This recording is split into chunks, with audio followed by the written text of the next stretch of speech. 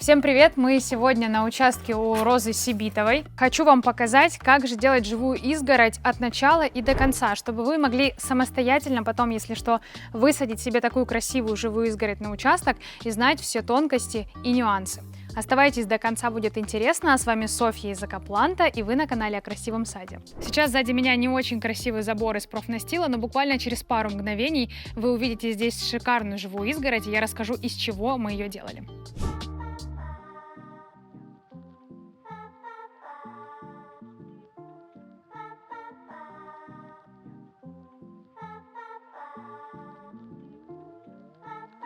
Роза Рифовна, ну мы уже не первый раз к вам приезжаем, и очень приятно видеть, что почти 80% растений, которые мы вам же сюда посадили, успешно растут. И вот мне помнится, что в одной из бесед, мы так, между прочим, общались, вы поделились со мной, что вам, ну не то чтобы не нравится и некомфортно находиться рядом с соседями, но вот у вас есть какие-то к ним вопросы, и вы бы хотели от них закрыться. Это так? У меня к ним вопросов уже давно никаких нет. Соседи – это как родители, их не выбирают, поэтому есть приятные соседи, а есть просто соседи. И у меня даже с внучкой есть такая сказка, хотя она называется «Про мальчика с пальчика», но между нами эта сказка называется «Плохой сосед». А можно нам эту сказку рассказать? Нет, я вам потом расскажу. Так вот, по поводу соседей. Да, я хочу закрыться. Дело в том, что, не знаю, ну, это моя личная, собственно говоря, претензия. Я живу здесь одна из первых.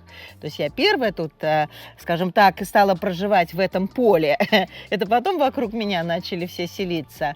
Я не очень поняла, почему соседи поставили свой дом прямо напротив моего дома, закрыв мне солнце. Хотя участок у нас такой же большой.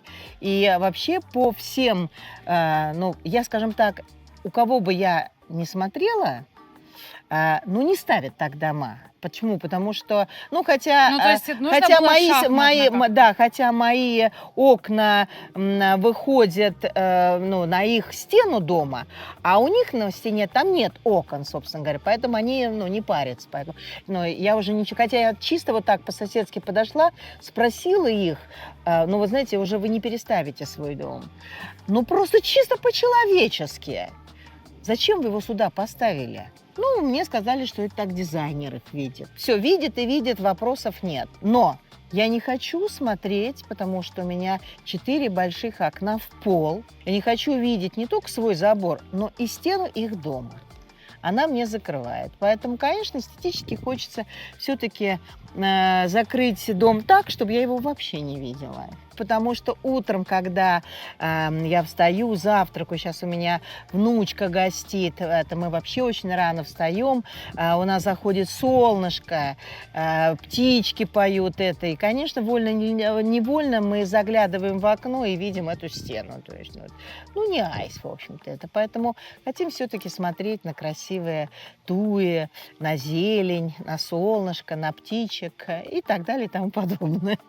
Мы сейчас ждем посадчиков, чтобы делать живую изгородь на участке у Розы.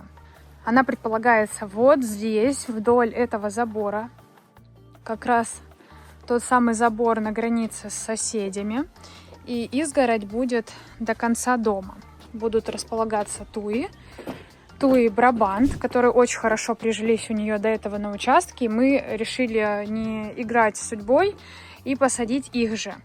Забор из профнастила, он вообще нагревается.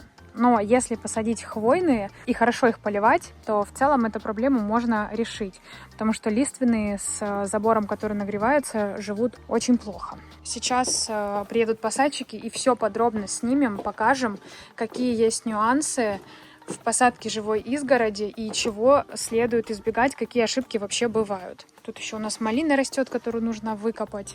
Ну, сейчас мы это все сделаем. Так, ну что, мы уже начинаем. Сейчас всю малину удалим отсюда и будем выставлять туи, чтобы посмотреть по расстоянию, как они садятся друг с другом. Вот, у нас ребята все подготовлены, все есть. А для чего вот эти колышки? Стяжки оставляем сначала. И в кон... То есть сначала точки вот мы размечаем, да? Померим, сколько там метров. Померим. Давайте я подержу отсюда. Чуть дальше, да, вот отсюда. Ага.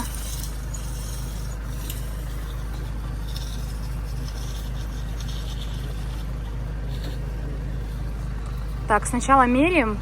Это чтобы нам расстояние посчитать? Прикольная какая фишка. Смотрите, сделали вот такой болт, чтобы можно было вставить в землю и не держать рукой. Удобно. Так, потом обязательно у нас в арсенале есть вот такой вот шнур.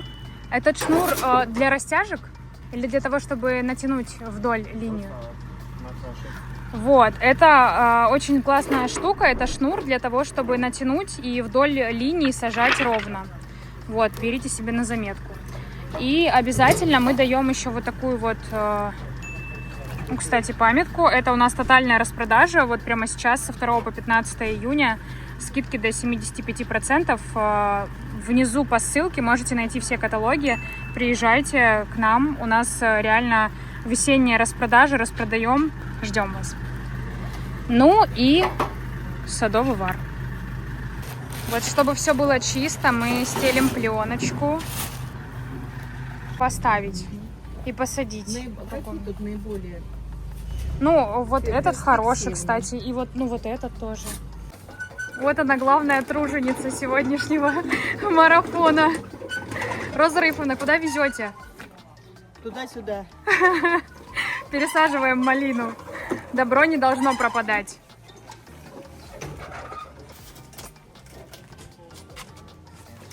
Вот так вот каждую тую мы отдельно сгружаем. Это брабантики. Вот такие пышные брабантики. 2,5-3 метра. И все, смотрите, вот с комами земли. Хорошие какие. Ну, у Розы Сибитовой хорошо приживаются брабанты, поэтому все должно быть четко. Роза Раифовна, что с вашим забором не так? Зачем хотите его скрыть? Ну, это чисто такой вопрос эстетики. Забор ставился давно, какой есть, коричневый, из профнастила. Поэтому, как мы только определились функционально со зданиями, перешли к ландшафтному дизайну. Хотелось бы, чтобы все-таки смотреть не на профнастил, а на красоту, которая приносит совершенно другое эстетическое удовольствие. А почему вообще выбран был забор из профнастила изначально? Когда вы выбирали забор, были какие-то альтернативы, предложенные вам? Почему вы выбрали конкретно этот забор? Не было никаких альтернатив.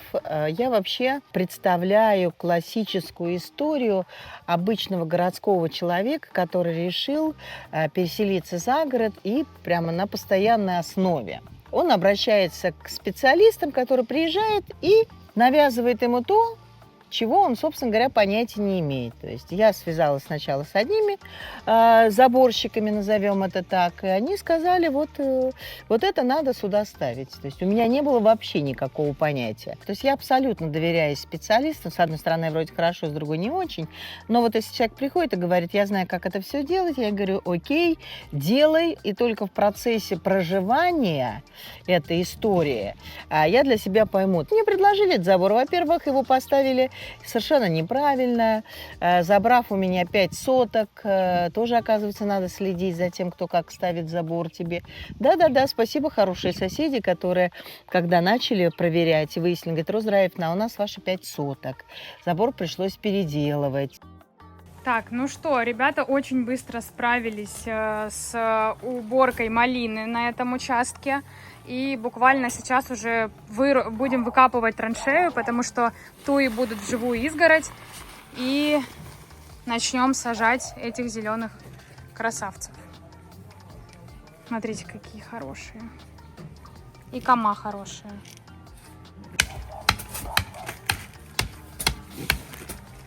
Так, копаем траншею глубиной примерно какой?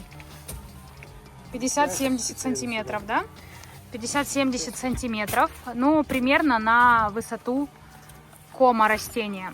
Натягиваем веревку для того, чтобы туи у нас все были как по линеечке посажены.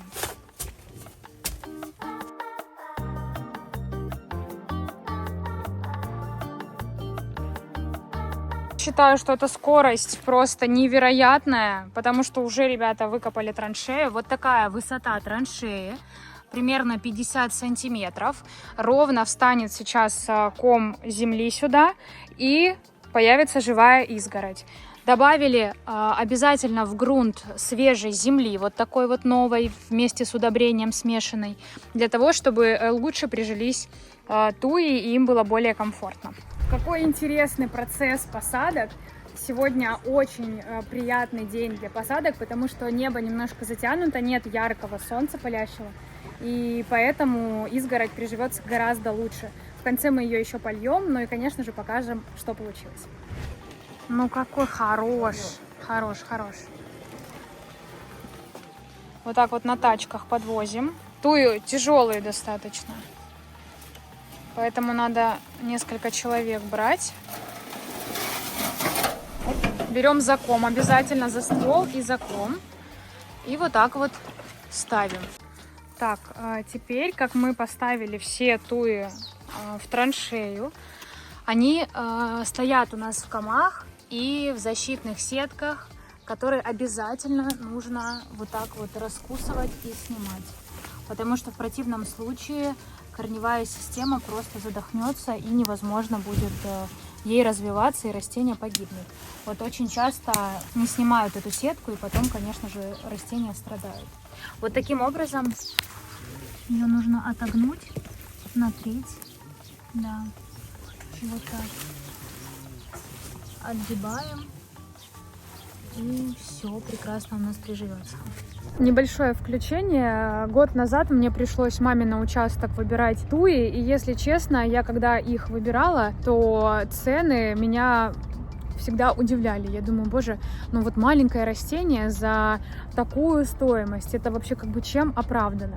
И самое главное, что я каждый раз, когда приезжаю на площадку, я смотрю и думаю, нет, ну вот туя за 6 900, вот такая, вот такого размера, ну, примерно около 1,80 м, по-моему, очень достойно. И самое главное, что такие цены бывают только один раз. Вот сейчас на этой неделе буквально есть возможность купить такие растения со скидками до 75%. Поэтому я искренне вам рекомендую, если вдруг вы что-то высаживаете на свой участок, то сейчас со 2 по 8 июня вы можете купить реально хорошие, качественные растения. Вот я прям возле них стою.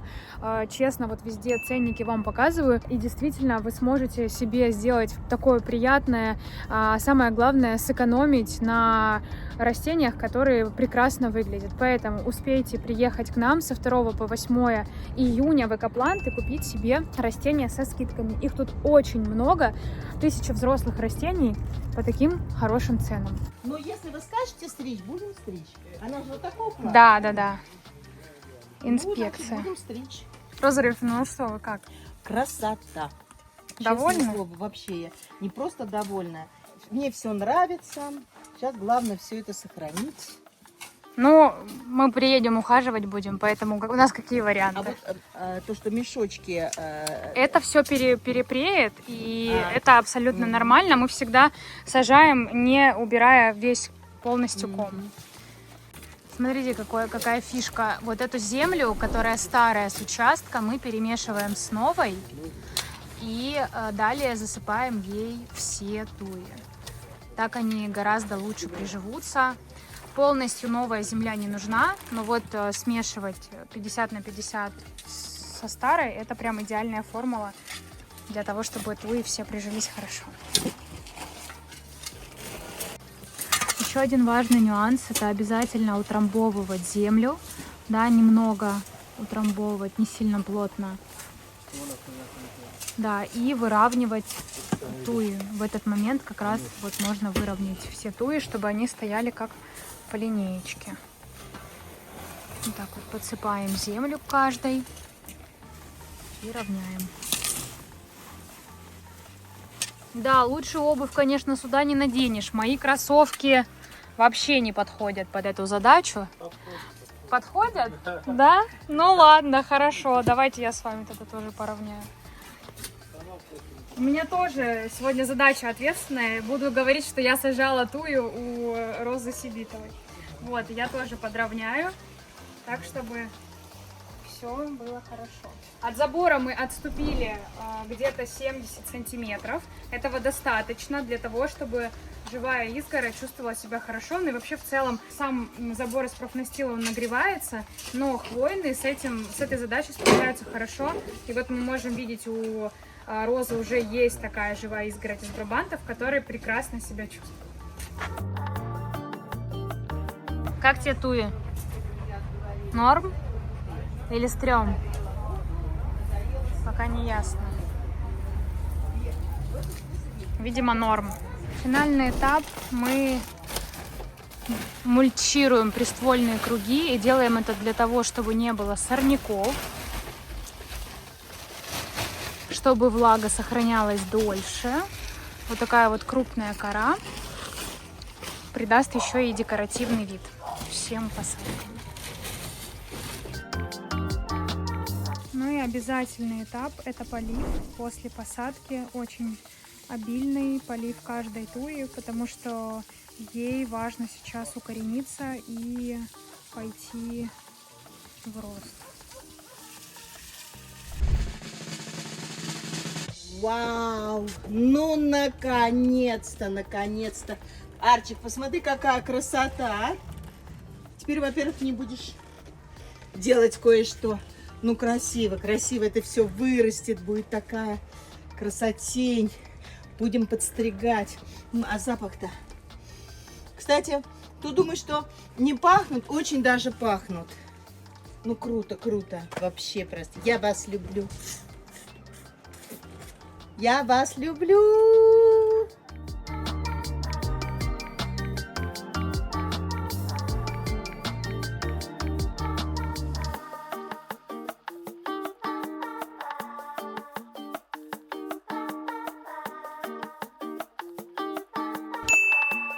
Если вы хотите себе такую же живую изгородь, то обращайтесь по ссылке под этим видео. Скидка сейчас до 75%, потому что у нас тотальная распродажа. И она будет длиться всего лишь 1,5 недели, поэтому успевайте, пока есть растения. Ну и я с вами прощаюсь. Спасибо, что посмотрели это видео. Заходите, подписывайтесь и желаю вам красивого сада. А не полили, если что. Я думаю, что маловато, надо очень. Вот она, женщина-огонь. Пошла сама поливать.